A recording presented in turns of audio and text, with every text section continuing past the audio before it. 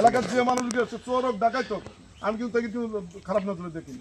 যে আমার এলাকার মানুষ জেলে এসে, আমরা দীর্ঘদিন জেলে আছি হাসিনার মামলায়, তখনও গেছে জেলে।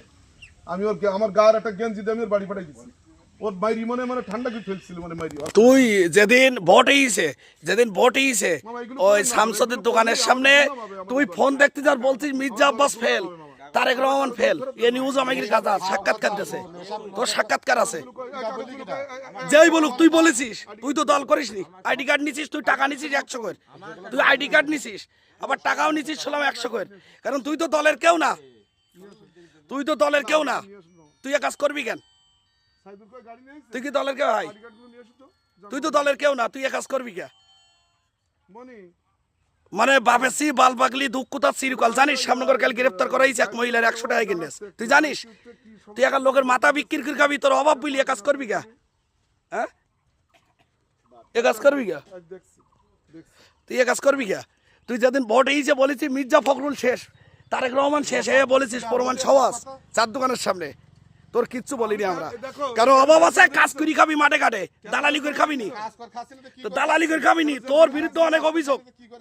তুই জামাতের এজেন্টই কাজ করবি, হ্যাঁ তুই জামাতের এজেন্টই কাজ করিস, তুই ফ্যামিলি কার্ড নিস কি হবে? তুই কি দলের কেউ? তুই কি দলের কেউ? তাই বল, তুই আইডি কার্ড নিবি কেনা?